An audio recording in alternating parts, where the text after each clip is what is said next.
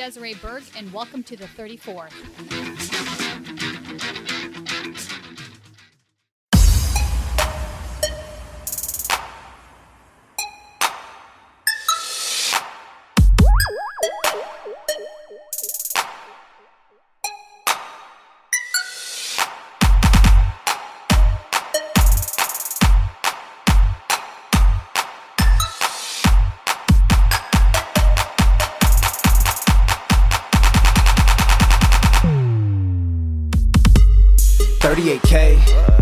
$38K, what a family makes, can you believe it? No way. $2K,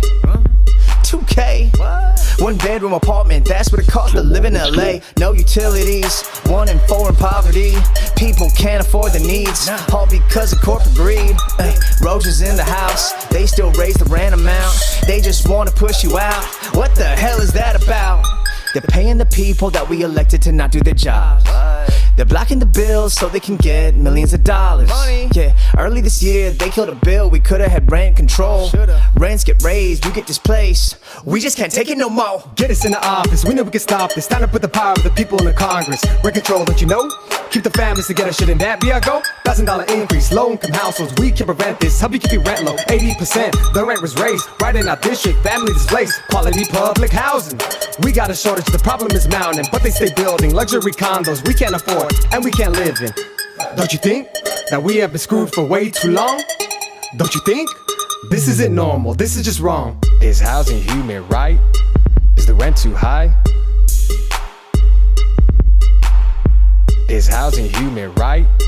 Is the rent too high? Come on, let's go.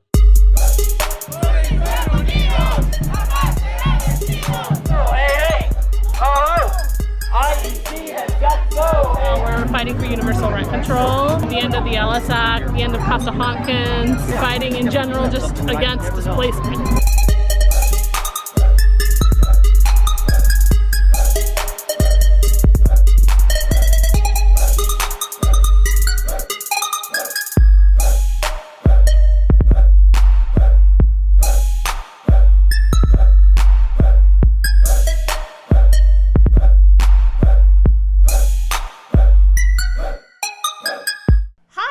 Desiree Berg, and I'm here in studio with Sean Beckner Carmichael, and we are speaking today with Ken Mejia, who is running for LA City Controller. Welcome, Ken.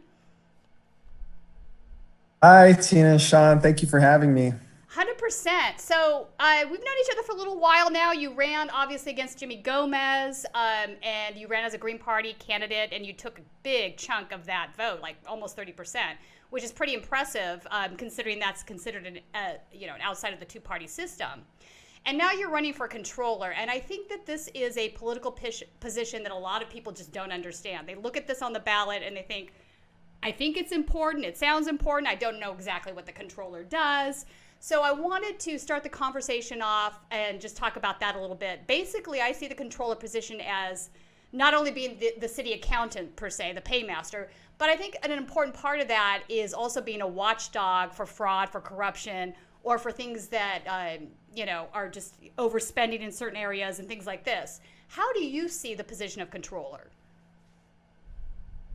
Yeah, I mean, like you said, we are the chief accounting officer. We're also the financial auditor and the paymaster. I see this role as being a oversight role, holding elected officials accountable, and also being able to use it to determine if the money we're spending is actually providing results, right? And so one of the things we could do is departmental audits. And so if there are some departments that take a lot of the city's budget, or we feel like they're not being of, quality service, then we shouldn't be funding them that much, right? Right. Definitely want to be an oversight role and as a support role to the lawmakers, because I'm not in a policy making position, but we can affect policy, definitely. No, and I think that's important. Defund the police is a prime example of that. I don't think most folks realize that the LAPD was taking around 52% of the city budget, and they should have known that. I mean, that's more than half of the city budget. That's an insane amount of money.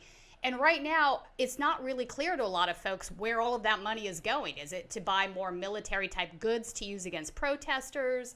Is it in ridiculous amounts of overtime that's being paid to officers? I think there's a lot of stuff going on in that particular situation that needs to be made clear for the city of LA. People say defund the police. They're not saying eliminate the entire budget, but they do need an explanation. Well, all right, some people might be, but they do need an explanation as to why over half of the city budget is going to the LAPD, the Los Angeles Police Department. It's kind of a crazy amount of money. Yeah, I mean, to Tina's point, we spend a lot. $3 billion.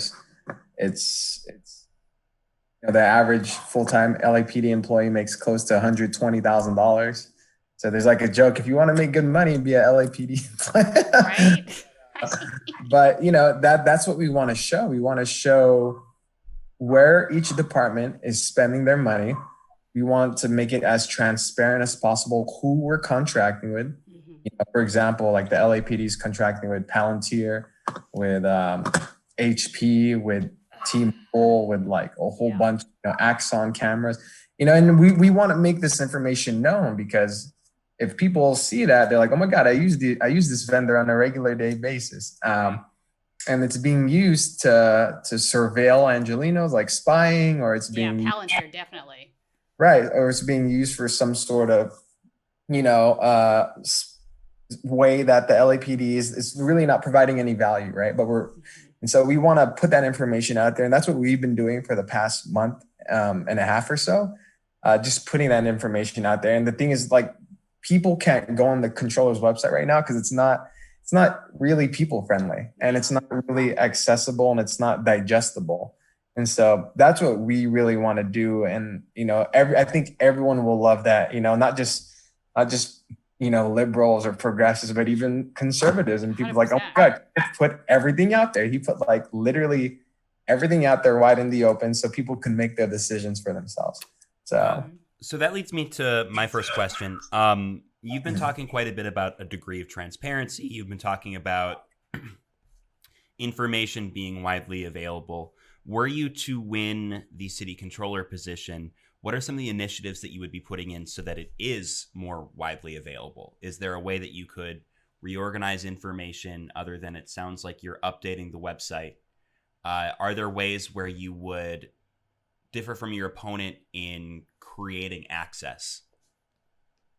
Yeah, I mean, definitely. When we talk about the actual like logistics of it, right now when you go on the website, it's not really easy to use. And one of the things that we would do is we'd be able to make sure that whatever you're trying to find, like through a search or whatnot, you can easily find it. Because I think a lot of people, when they try to find something, they'll put like police spending or LAPD spending. When you go onto the controller's website, there's like no search function that will take you there. And you have to basically dig in. You have to like click. And then the second thing is, when you do find it, when you try to download it, it's a lot of data. So it freezes on you and it never opens. And so you're like, shoot, it's like, first I found it. And then second, you can't download it and it freezes. And when you do download it, you can't understand what any of it's saying. And so we'd also add like a mapping, like chart of accounts, so that when you do download this data, and it's really like, it's a big Excel sheet of 1 million rows, that's daunting. Like the average person cannot understand what the hell these millions of rows are. And so we'd also add like this sort of mapping or chart of accounts, so that when you look at the millions of rows, you know exactly what we paid for.